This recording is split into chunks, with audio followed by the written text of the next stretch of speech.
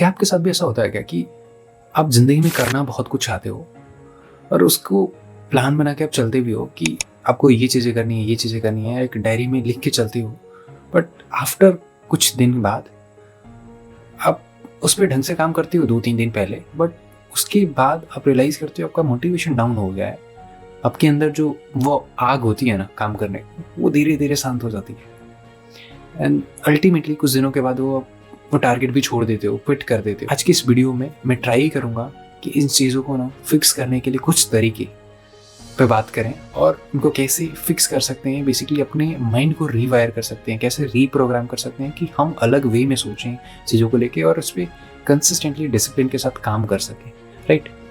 सो एक चीज़ आपने सुना होगा बहुत कॉमनली कि आप कोई भी चीज़ करने जाते हो ना, तो सबसे पहले उस जो भी काम होता है ना, उसका एक स्ट्रक्चर, एक ब्लूप्रिंट आपके सबकॉन्शियस माइंड में ज़रूर बनता है। इसका बहुत बड़ा एग्जांपल निकोला टेस्ला जो साइंटिस्ट हैं वो है। उन्होंने कितने इन्वेंशंस कर रखे जो कि पाथ ब्रेकिंग इन्वेंशंस हैं। उनके अकॉर्डिंग जो भी डिस्कवरीज होती है उसका एक ब्लूप्रिंट ना हमारे दिमाग में एक्चुअल डिस्कवरी से बहुत पहले ही बन जाती है। एक सबकॉन्शियस माइंड में उसका एक ब्लूप्रिंट जरूर रहता है।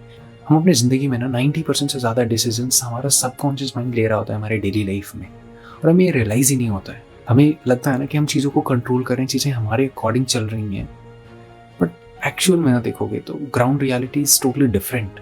स्टैनफोर्ड यूनिवर्सिटी के एक रिपोर्ट के according most of the works में हमारा सबकॉन्शियस माइंड जो है ना वो प्ले कर रहा होता है। सबकॉन्शियस माइंड के थ्रू हम वो काम कर रहे होते हैं और हमें ये रियलाइज़ नहीं होता है। और ये सबकॉन्शियस माइंड बहुत ज़्यादा पावरफुल होता है then our actual conscious mind. तो जो भी चीज़ें हम कर रहे हैं ना, हमें ये देखना होगा कि हमारा सबकॉन्शियस माइंड में क्या चीज़ें ऑलरेडी फिट है।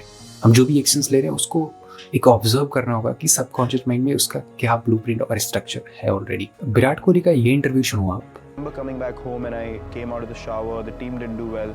I came out of the shower, I looked at myself in the mirror and I was like, that's the time it hit me, you know. And luckily everything that's been bad in me, somehow I get that calling myself that you need to get it right. Like there's hardly anyone coming and telling me, you know, you're really messing up. It just comes from within.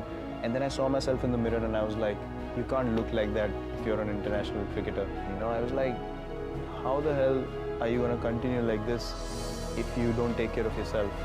Boom, from next day onwards, I just changed everything about my diet. Regularly, there are visuals running in my head, me dominating that bowler. When I train, I have music on, I'm putting myself in a situation where that guy is bringing the heat onto me and I'm countering that, and you know, that becomes such a reality in your head. And invariably when I went into that situation, I ended up dominating that guy in their own home conditions. दो चीज़ें आपने इसमें notice किया होगा mainly. पहली चीज़ ये ना कि आप खुद से जब बातें करते हो ना, सेल्फ टॉक करते हो, मिरर में खुद को फेस करते हो, और उस टाइम पे ना आप जो ऑटो सजेशन देते हो, चीज़ों को खुद को समझाते हो, वो चीज़ें बहुत हेल्पफुल होती है, आपको इम्पैक्ट करती है। बेसिकली वो चीज़ें सबकॉन्शियस माइंड को फिट हो रही होती हैं एंड देन उस पर आप जो एक्शंस लेते हो ना, एक नेचुरली आप उस पर एक्शन लेते जाते हो और चीज़ें बहुत ढंग से काम कर रही होती है उस पॉइंट पे। सेकेंड चीज़ आपने इसमें नोटिस किया होगा कि they can't feel what you are feeling. दो कॉन्टेक्स्ट अलग अलग है। बेसिकली वो जो सोच रहे हैं, लोग जो सोच रहे हैं वो भी सही है, आप जो सोच रहे हो वो भी सही है, बस वो जो पॉइंट ऑफ व्यू है ना, दोनों कॉन्टेक्स्ट ही बिल्कुल अलग है। बोथ आर राइट, बट वही बात है ना कि लोग आपको नहीं समझ पाएंगे कि आप क्या सोच रहे हो एक्चुअली। एंड देन लोगों की एक्सपेक्टेशंस होती है कि आप ऐसे करो और आप वैसे नहीं करते हो, then there is a conflicts between thoughts appear. और हमारा जो बचपन भी होता है ना, इस टाइप से होता है कि हम अपने फैमिली में भी इस टाइप से सुनते आते हैं ना कि हमारे family members, mummy papa and जो भी फैमिली मेम्बर्स हैं, तो सुनते आते हैं कि बेटा पैसा कमाना ना इतना आसान नहीं है, ये हाथ की मैल है, बहुत हार्ड वर्क करना पड़ता है, पैसा पेड़ पे नहीं उगता and all this kind of.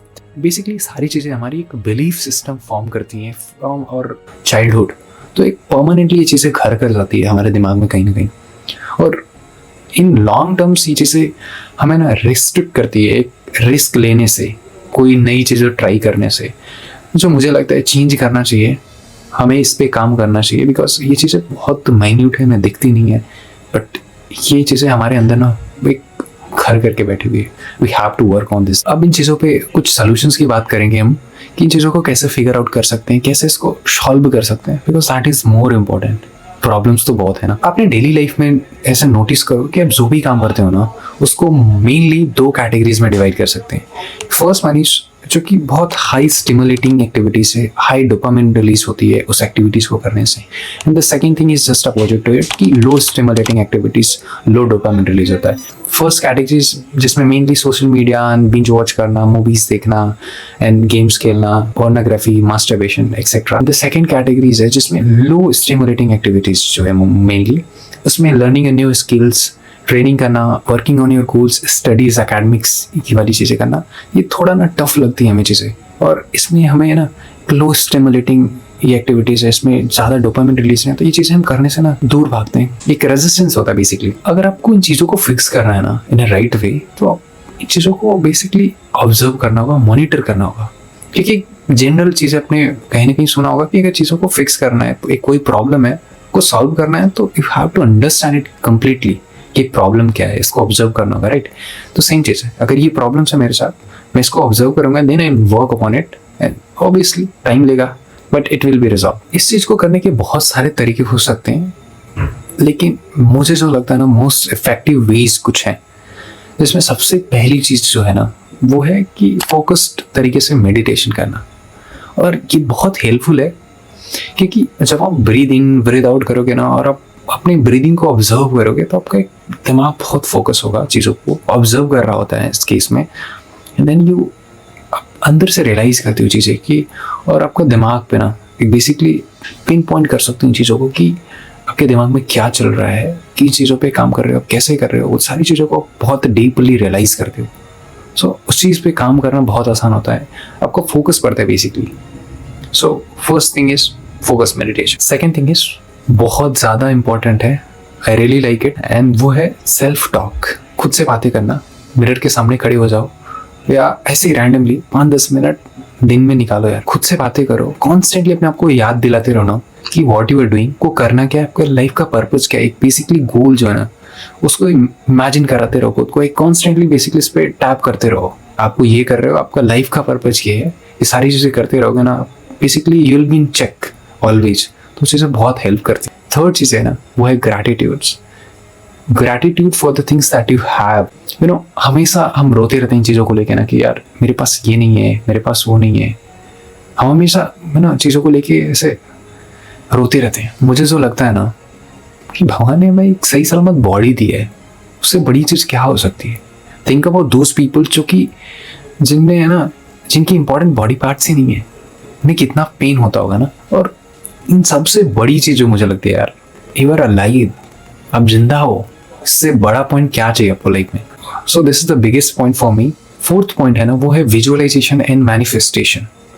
आपको कंस्टेंटली आपको रिमाइंड करने पड़ेगा, आपको इमेजिन करवाना पड़ेगा खुद को कि आप कैसा बनना चाहते हो लाइफ में। आपको वो सपने हो ना, वो ड्रीम्स वगैरह सारे आपको याद दिलाना पड़ेगा कि आप कैसा बनना चाहते हैं इन फ्यूचर, क्या करना चाहते हो, आपका अल्टीमेट गोल क्या है लाइफ का। वो you have to keep reminding yourself. जितने भी सक्सेसफुल लोग हैं ना, इनकी इंटरव्यू सुनोगे ना, इन चीज़ पे बहुत स्ट्रेस करते हैं कि मैनिफेस्टेशन कितना बड़ा पावरफुल टूल है। इसमें विराट कोहली, शाहरुख खान, स्टीव जॉब्स, ऐसे कितने बड़े जो लीजेंड्स हैं ना, इनके आप इंटरव्यू सुन सकते हो जिसपे इन्होंने बताया कि मैनिफेस्टेशन विजुअलाइजेशन में कितना दम होता है, and it really helps you. इस चीज़ पे काम कर सकते हो, बहुत ही ज़्यादा हेल्पफुल होगा। I am also working on it. बहुत ज़्यादा लाइफ चेंजिंग ये चीज़ है। फिफ्थ पॉइंट इज प्रेयर करना, सजदा करना। आपके रिलीजन में जो भी भगवान है, ईश्वर है, गॉड है, आप उनकी पूजा करो। कुछ टाइम निकालो, कुछ मिनट एक दिन में निकालो, उनसे बातें करो, उनसे ड्रीम शेयर करो, and nobody is going to जज यू। है नो, ऑब्वियसली थोड़ा ऐसा वियर्ड लग रहा होगा, but yes it really helps मी।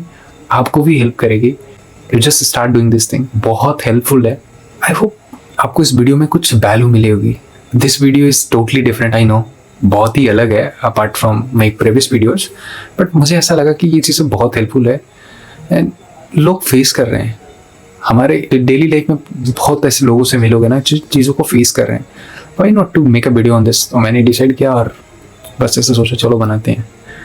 सो ये वीडियो बनाया। Thank you so much guys for your love and supports.